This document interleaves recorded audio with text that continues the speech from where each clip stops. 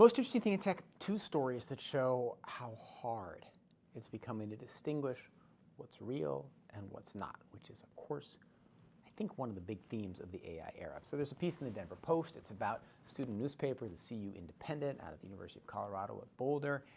There's a website, cuindependent.com. It used to be the one controlled by the student newspaper. Domain registrations are hard. It lapsed.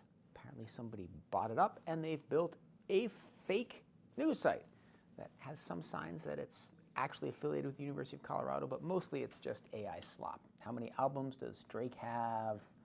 I don't know, Zodiac Killer news, new clues, theories, and updates, Neurogum versus military energy gum. Basically, it's one of those sites where some kind of slop artist, who knows who, finds a URL that has value and then puts their garbage up on it, makes a dime, a quarter, a dollar, whatever.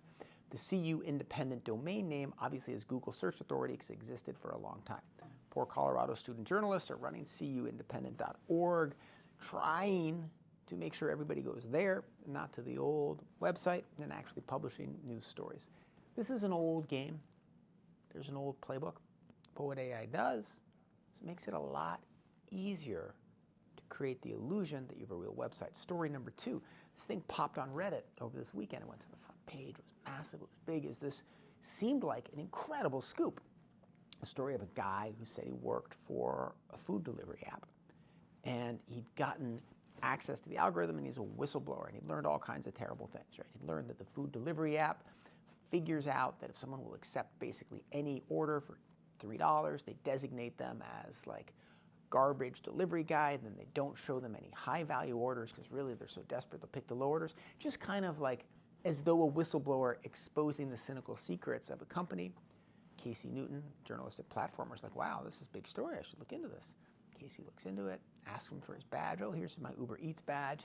He then sends a big document on it. And Casey, really good, digs in. It's like, this doesn't make sense. The guy's emails aren't as well written as his initial note. Looks like maybe this thing was generated with Gemini. Eventually realizes the whole thing's a con.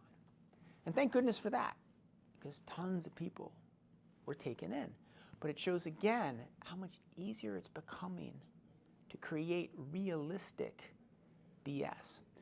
One of the things that I think about this is that the value of real brands is going to grow. The value of trusted brands is going to grow because everybody's going to be confused. This is one of the things that I think is good actually for established media. So many forces against us, but this one is good. If you can maintain a trusted brand, you've got a good spot in this crazy ecosystem. See you tomorrow.